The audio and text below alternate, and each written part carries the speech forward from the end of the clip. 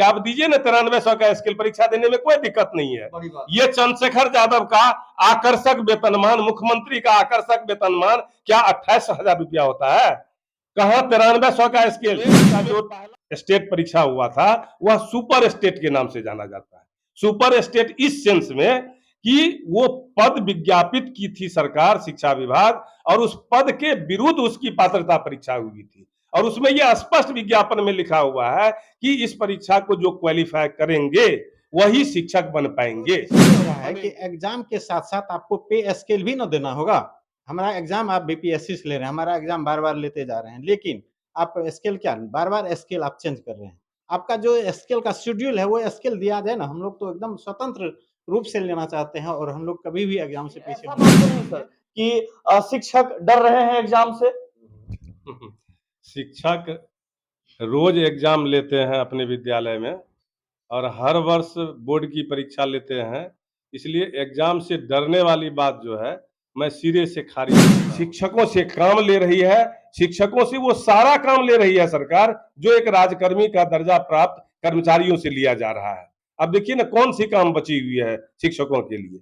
शिक्षक बच्चों को पढ़ाते भी हैं, शिक्षक जनगणना भी करते हैं, शिक्षक भारत निर्वाचन आयोग के द्वारा आदेशित चुनाव का भी काम करते हैं, मतदाता सूची का निर्माण करना, गणना करना, पशु गणना करना, मुर्गा मुर्गी गणना करना। यहाँ तक को शर्म आनी चाहिए बिहार सरकार को कि बाहर खुले में जो शौच क्रिया से निवृत्त होते हैं लोग, उसको भी निगरानी करने के लिए जो है सो शिक्षकों को जिम्मेवार। नमस्कार, मैं हूं रिंकेश और आप देख रहे हैं असम न्यूज लाइव। बिहार में कई तरह का मामला चलता रहता है, लेकिन जब से शिक्षा विभाग में कहूं तो जब से नई नियमावली की बात चली है, नई नियमावली शिक्षकों के लिए पारित की गई है, तब से शिक्षकों का धरना प्रदर्शन लगातार जारी है। कुछ लोग ये कह रहे हैं कि ये जो नई नियमावली है बहुत अच्छी है, इससे बहुत अच्छे अच्छे शिक्षक फिल्टर होकर आएंगे हमारे बिहार राज्य में। तो कुछ लोगों का कहना है कि ये गलत है। तो गलत क्यों है या सही क्यों है, इन सब चीजों पर बात करने के लिए आज हमारे स्टूडियो में मौजूद हैं कृत्यानंद प्रसाद, जो आप एक साइड देख पा रहे होंगे, जो है सचिव मूल्यांकन परिषद जिला माध्यमिक संघ सुपौल के। तो नमस्कार सर, स्वागत है सर असम न्यूज लाइव में आपका। धन्यवाद। और दूसरे साइड जो आप देख पा रहे होंगे डॉक्टर सुरेंद्र प्रसाद यादव हैं, जो सचिव हैं जिला माध्यमिक शिक्षक संघ सुपौल के। स्वागत है सर असम न्यूज लाइव में आपका। एकदम धन्यवाद सर, बहुत बहुत धन्यवाद। सर एक चीज हमको बताइएगा कि नई नियमावली जब आई है बिहार में तब से शिक्षक इतने परेशान हैं, क्या बात है सर? जब कुछ लोगों का कहना है कि फिल्टर होके शिक्षक आएंगे, कहीं ऐसा बात तो नहीं सर कि शिक्षक डर रहे हैं एग्जाम से? शिक्षक रोज एग्जाम लेते हैं अपने विद्यालय में और हर वर्ष बोर्ड की परीक्षा लेते हैं, इसलिए एग्जाम से डरने वाली बात जो है मैं सिरे से खारिज करता हूं रिंकेश जी। और शिक्षक एग्जाम से क्यों डरेंगे? बच्चों को पढ़ाना और एग्जाम लेना और एग्जाम देना, हम जो यहाँ टीचर बने हैं या पूरे बिहार में जो 4 लाख शिक्षक आज हैं, क्या वो बिना एग्जाम दिए हुए, बिना पास किए हुए टीचर बन गए हैं? इसलिए ये सब बात बेकार की बातें हैं। हम शिक्षक पूरे बिहार के एग्जाम से डरते नहीं हैं। सिर्फ बिहार सरकार की जो नीति है, जो अध्यापक नियुक्ति नियमावली 2023 लाई गई है, वह बिहार के शिक्षकों के लिए एक प्रकार से छलावा है। क्योंकि आप जब देखेंगे इसमें कि बहाना है राजकर्मी का दर्जा देने का। सवाल ये उठता है कि 2/10/80 से पहले जो गांव घर के कमेटी के लोग द्वारा जो नियुक्त शिक्षक हुआ करते थे, उनकी कौन सी परीक्षा ली गई थी? जब 2/10/80 को उनको राजकर्मी का दर्जा दिया गया था, तो कौन सी परीक्षा ली गई थी बिहार सरकार के द्वारा? वो तो डायरेक्ट सीधा राजकर्मी का दर्जा प्राप्त करके आए। और राजकर्मी का मतलब ही होता है रिंकेश भाई कि 9300 का उसको मिनिमम स्केल चाहिए और 4600 और 4800 का ग्रेड पे चाहिए। अब देखिएगा, मुख्यमंत्री और शिक्षा मंत्री विशेष रूप से इस पर जोर दिया करते थे कि हम जो ये बीपीएससी के माध्यम से परीक्षा ले रहे हैं, इसमें हम सारे लोगों को राजकर्मी का दर्जा देंगे और आकर्षक वेतन देंगे। तो ये तो बहुत मतलब सुनने में बड़ा भलगर लगा था शिक्षकों को। और 24 घंटा तो हम लोग समझ रहे थे कि बहुत अच्छी बातें आएंगी निकल करके, लेकिन कहीं ना कहीं ये ढाक के 3 पात साबित हुई। यही कारण है कि आज पूरे बिहार के शिक्षक, चाहे वो नियोजित हो 2006 से अभी तक, या जो अभ्यर्थी बन रहे हैं 7वें चरण के शिक्षक नियुक्ति नियोजन के लिए, उनमें भी घोर निराशा है। इसलिए विरोध हो रहा है इस शिक्षक नियुक्ति नियमावली का। अब कहिएगा कि शिक्षक नियुक्ति नियमावली में आखिर है क्या?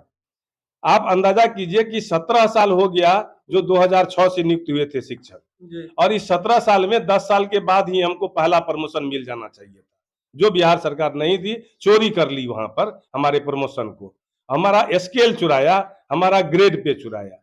दूसरी सबसे महत्वपूर्ण बात यह है कि कई तरह के शिक्षक इस बीच में बहाल हुए हैं। शायद आप जानते भी होइएगा कि 34,540 वाले जो शिक्षक आज लगभग बिहार के प्राय प्रत्येक मध्य विद्यालय में जॉब कर रहा है, वो सिर्फ आवेदन भरा था शिक्षक बनने के लिए कर्मचारी चयन आयोग से, और सिर्फ आवेदन भरा था। लालू जी जब मुख्यमंत्री थे तो उस आवेदन को निरस्त करके लोगों का पैसा भी वापस किया गया था, 100 रुपये का पोस्टल ऑर्डर।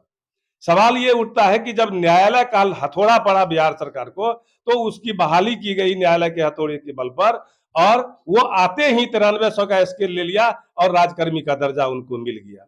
आखिर हम 17 साल से जो सेवा दे रहे हैं, हम दक्षता उत्तीर्ण करके आए हुए हैं, हम एसटीईटी और सीटेट पास करके आए हुए हैं, तो बार बार सिर्फ परीक्षा लेने वाली बात जो है वो शिक्षकों की ही क्यों रही है, अन्य विभाग के पदाधिकारियों के साथ क्यों नहीं? हम आपसे पूछना चाहते हैं, अभी बिहार के मुख्य सचिव हैं अमीर सुबहानी, और वो अपने बैच के इंडिया के टॉपर हैं। 22 साल से अधिक उनकी सेवा हो चुकी है, अब तो वो सेवानिवृत्ति के कगार पर है। हम आपसे के माध्यम से, आपके एसएम न्यूज के चैनल के माध्यम से जानना चाहते हैं कि आज की तारीख में अगर यूपीएससी की परीक्षा में उनको बैठा दिया जाए तो क्या अमीर सुबहानी क्वालिफाई कर लेंगे आईएएस की परीक्षा को इतने दिनों के बाद?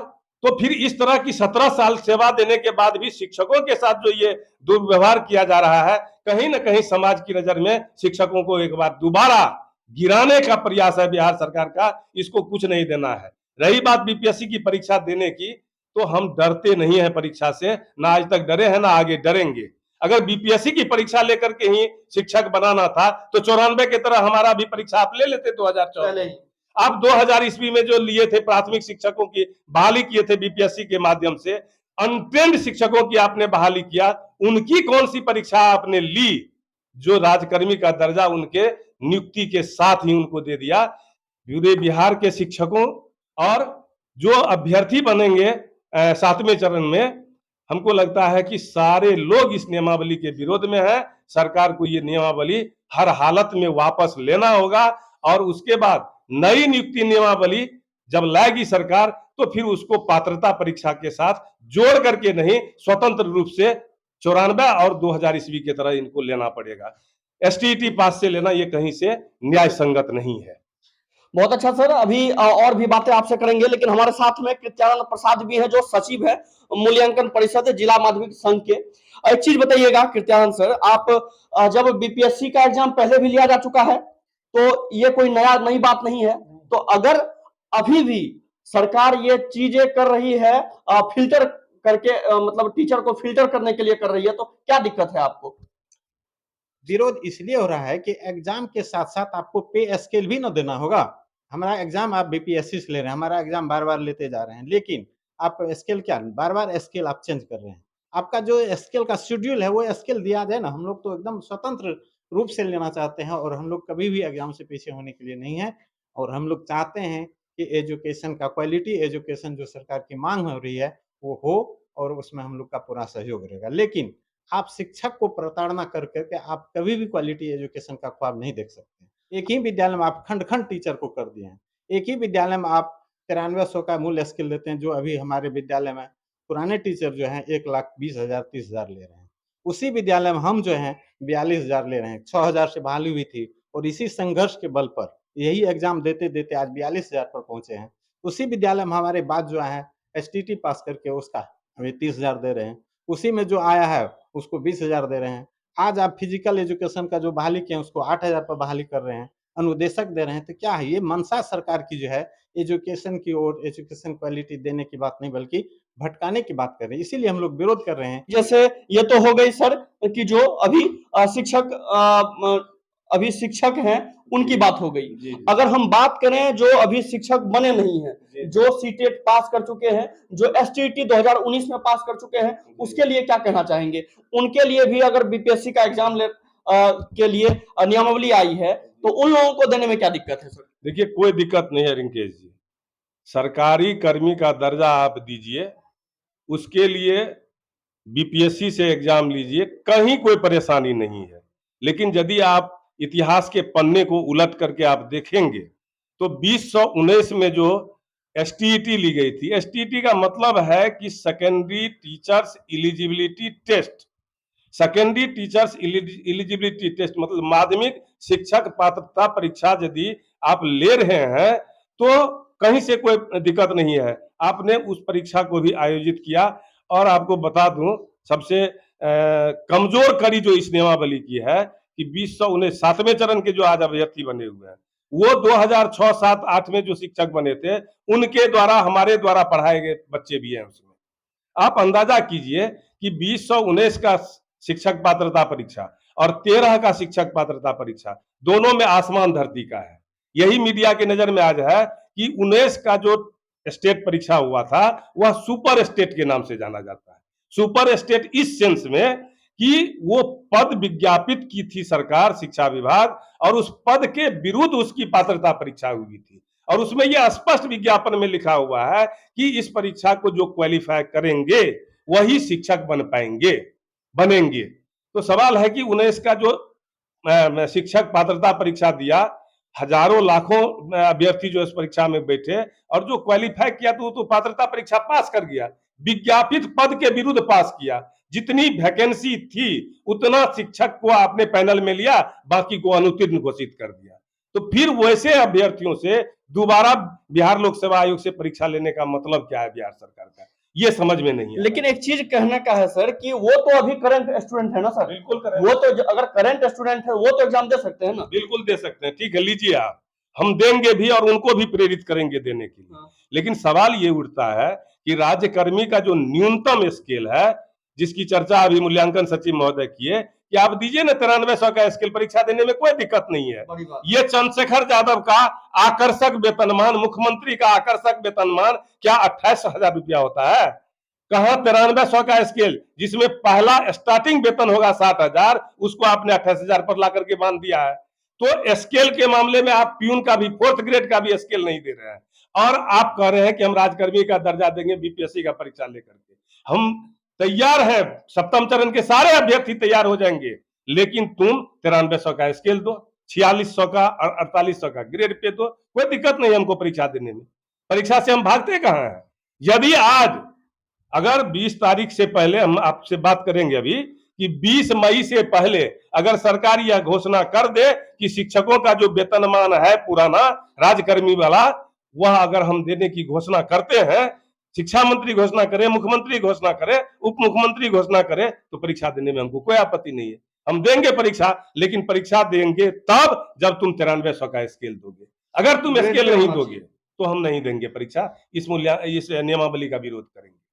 सिंपल सी बात है। अभी हमारे बीच कृत्यानंद प्रसाद थे और डॉक्टर सुरेंद्र प्रसाद यादव, जिन लोगों का कहना है, सिंपल सी बात है कि अगर आप बीपीएससी का एग्जाम लेते हैं, लीजिए, बिल्कुल अच्छी बात है, लेकिन बीपीएससी का एग्जाम तभी हम देंगे या फिर हम उन बच्चों को जो अभी करंट हैं, जो 2019 में सीटेट एसटीटी का एग्जाम देके आए हैं, उनको भी हम प्रेरित करेंगे, तुम एग्जाम दो, तभी देंगे जब आप एक अच्छा, जो जैसा आपने कहा था कि आकर्षक वेतन देंगे, उस आकर्षक वेतन पे आप खरे उतरे और अच्छा वेतन ला के दे, तभी हम वो बीपीएससी का एग्जाम देंगे, ये इन लोगों का कहना है।